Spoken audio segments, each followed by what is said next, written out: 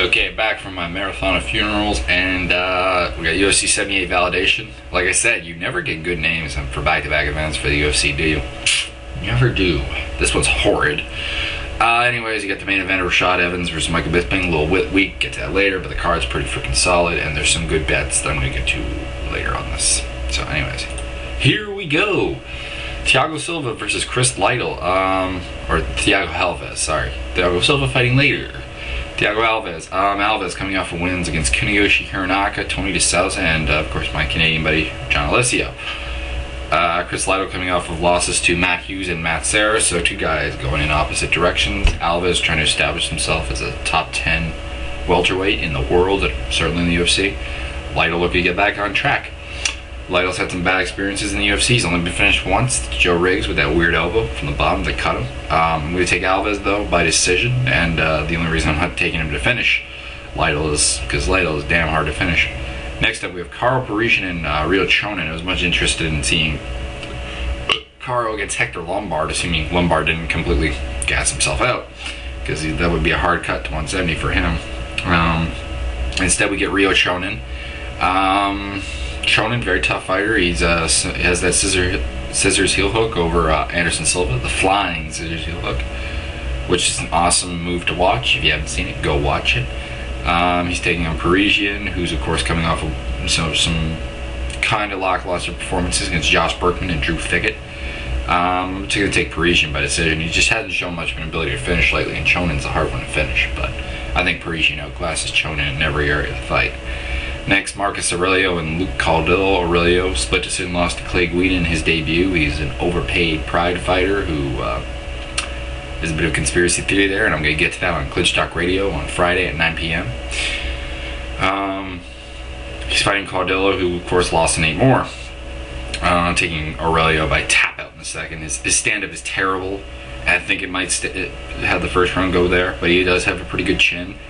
He's at some point it's going to get to the ground. He's going to tap Caldwell in the second, because Caldwell is a bit submission prone, and also, I mean, Aurelio is fantastic on the ground, all things considered. Akihiro Gono makes his debut against Tanner McCrory, coming off a submission win over Pete Spratt. I'm going to take Gono by split decision, because Gono is a master of the game plan. A bit of a boring fighter to the casual fan.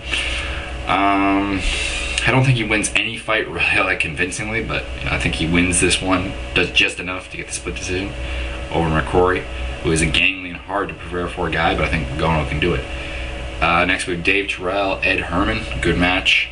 Terrell averaging one fight a year. Hopefully he finally starts coming back and fighting regularly and not injuring himself. They're both coming off wins over Scott Smith, which should actually get you give you a hint on how long it's been since Dave Terrell fought, because the tough four was between those, as were the Smith-Sell and Smith-Cote fights. Taking Terrell with a tap out in the second. I think Herman might try to do the same thing Evan Tanner did, but it's not going to work because he's not Evan Tanner. He's gonna get tapped because he's a bit submission prone. Terrell is an excellent submission guy. He's got good stand up.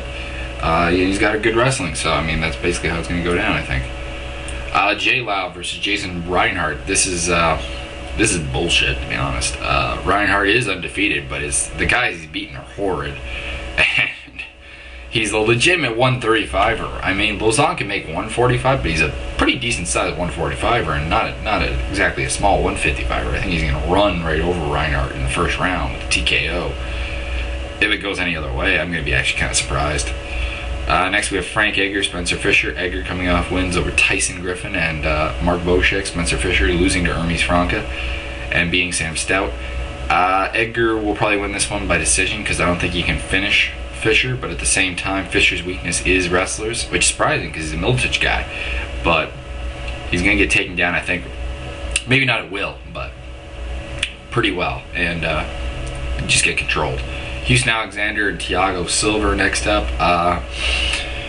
This will hopefully end the Houston Alexander fight hype, because I thought Jardine really should have been able to beat him if he had come in there with a game plan and not had his head up his ass. And also, of course, I think Sakara, if he actually come in with a game plan, which I know Sakara never does, really should have probably beaten him too.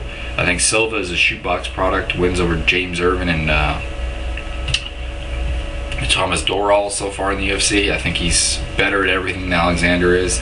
Better cardio by a lot. Better striker from the outside, because Alexander chops his reach down with the way he strikes. He's like dirty boxes 100% of the time, and he's not in the clinch 100% of the time. I think in the clinch, actually, Silva will maul him anyways. I think Silva's a ton better on the ground because Alexander's kind of clueless on the ground.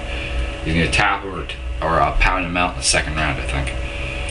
Rashad Evans and Michael Bisping's next up. This is not a good main event, and it's not a good if it is what they say it is, and that's a number 1 contenders match. I think that's going to be a bit of, BS. But we are talking about a match that is a pretty good match. I mean, it's not a bad match. It's just the way they're doing it is hard. Evans, I think, takes Bisping down, controls him, wins the unanimous decision pretty easily, and if the rumor is right, fights Rampage for the title, which is kind of, that doesn't inspire much in me at all. I think Rampage tumbles either of these guys, but it's just my opinion. Apparently not the UFC's opinion. What else do I have to say on this? There are 2 particular bets I think you should look at, and the odds are really in your favor, and that's Thiago Silva and Frank Edgar. I laid down a considerable amount of money on both those guys because they're getting very good odds for their respective fights, and I think they're going to win them. That's how I see it going. I mean, Alexander could knock out Thiago Silva. He does have KO power. He has a lot of KO power, but I think that's the only way he's going to do it is that one punch, or combination punch knockout.